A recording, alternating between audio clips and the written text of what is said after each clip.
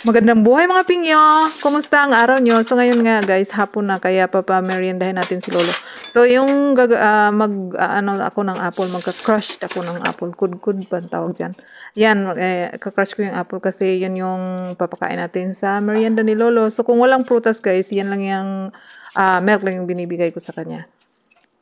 Siyempre, hatiin natin yan kasi akin yung kalahati. Malaki kasi yan guys at saka hindi ko masyadong pinapakain si Lolo ng madami kasi nga wala naman siyang ginagawa at saka mabilis siyang mag-bloated pag marami yung pinapakain siya at saka nahihirapan siyang mahiminga yung bang uncomfortable siya pag busog siya, sobrang busog niya kasi nga nakahiga lang naman siya kaya minimize yung kain ko sa kanya pero yung yung dapat may tamang oras na pagpapakain mo sa kanya para yung tiyan niya may oras na mag-digest yan.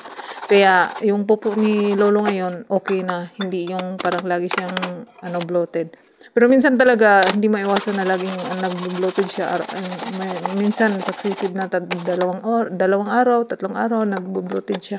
Siyempre minsan pag nandun kami sa labas, malamig, sobrang lamig kaya din siguro mag-bloated yung katawan niya. Wala lang, naisip ko lang yun yung dahilan. Pero minsan naman okay lang siya at saka wala siyang naramdam. Kasi nahirapan ako sa kanya pag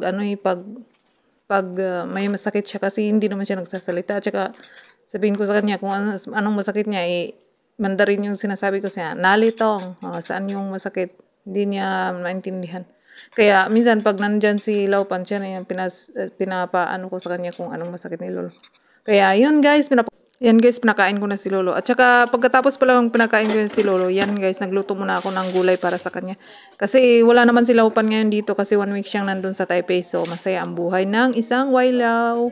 So ayan guys, lulutuan ko muna si Lolo kasi hindi ako magluluto ngayon kasi marami akong pagkain sa rep na niluto ni Laupan. Niluto ko last time. So, ayoko magluto. At saka, nagda-diet nga ako. Kasi, ang dami nagsabi sa akin, ang taba-taba ko na daw. Ano mo problema niyo kung mataba ako? Hindi niyo naman pagkain yung pinakain ko. Yung boss ko nga, hindi ka nagre-reklamo sa akin na mataba ako eh. Wala kami pakialam kung mataba ako, no? Hindi naman kayo nagbibigay sa akin ng pambiling pagkain. Kaya, wala lang. Sabi ko lang yan. So, yan na guys. Lulutuin ko muna yung chinchay. Chinchay ba ang tawag dyan? Pichay. Pichay pala yan. Chinese pichay yan. Wala yung boss ko dito ng isang linggo kaya ang saya-saya ko naman. Hindi naman okay lang. Hindi naman ganun kasaya. Okay lang din kasi kami lang ni Lolo dito. Comfortable ako trabaho na kami lang dalawa ni Lolo. So, pero madaming napapansin yung bunsong anak ni Lolo and daming sinasabi sa akin, wag tong gawin, ito yung gawin. So, minsan nabibisit ako pero wala na akong magagawa. Siya naman masusunod kasi nga siya na magbabayad sa akin. Ang importante sa akin, ay may sahod ako. Yun lang yung kailangan natin sa buhay. Yung sahod natin pabayad sa ating utang kasi ang dami-dami pa nating utang. Papunta dito sa Taiwan. Hindi po madali ang pupunta sa Taiwan. Ang dami pa nating pagdadaanan. Kaya guys, ayan na, lutuan ko muna si Lolo. Magiging masaya tayo sa ating buhay.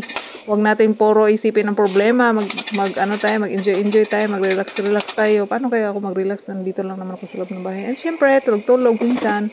Pag may time. Ayan guys, so luto. Ganyan lang, gisa-gisa ko lang yung gulay ni Lolo. Yan. Kailangan, yung soft talaga siya para makain niya, para mabilis mag-digest. Kailangan talaga sa bawat kain ni Lolo may gulay. So, pagkatapos ko magluto, guys, i-massage na naman natin si Lolo. Ito yung daily routine ko sa kanya. So, pag kunyari, maliligo siya, hindi ko siya lalagyan ng oil, stretching ko lang yung katawan niya, yung kamay niya. Pero dahil bukas, maliligo kami, so mag-stretching kayo. Yan, guys, yung kamay niya na apektado nung pagka-stroke niya. Kasi yan, maamoy siya. Kaya pinupunasan ko talaga yan siya para malinis, mabango. Yan. Stretching muna para kay Lolo. Pero good news yan guys. Kasi dati, di ba pag walang masyadong supply ng blood, siya lumiliit lumiliit na yung part ng body natin. Kaya yan siya, simula nung tinerapy ko na siya, bumabalik na sa forma niya, hindi siya lumiliit. Yung bang parang meron na talagang blood at saka nahahawakan na niya ako minsan. Minsan nahahawakan na niya ako. May may life na yung kamay na yan, may life niya. Minsan nahihila na niya. And so, good thing talaga. Pero, sabi nga nila, hindi naman nakaka-appreciate lahat ng mga ginagawa mo. Kaya yung anak niya walang pakialam sa mundo. Yan.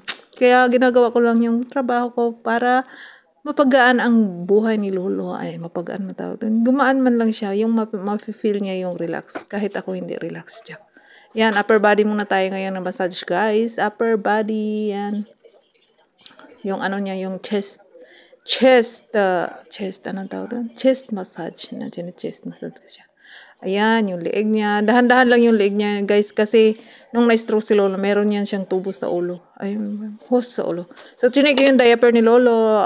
Puno na pala, kaya change diaper muna tayo. Ganyan yung mag-change diaper, guys. Insert lang yung pad.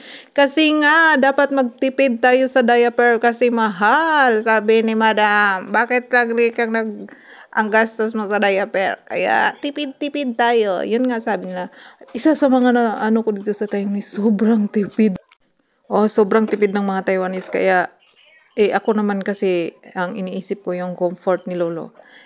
Sabi niya, wag daw masyado. Kaya, pinupuno ko tayo yung diaper niya. Kaya lang si Lolo nahihirapan ako kasi, nagiging itchy. Nag-i-itchy yung private part niya. Kaya, hindi ko alam kung anong gagawin ko. Hinayaan ko na lang kasi masyado nang marami yung sinasabi ni Madam sa akin, naiinis na ako.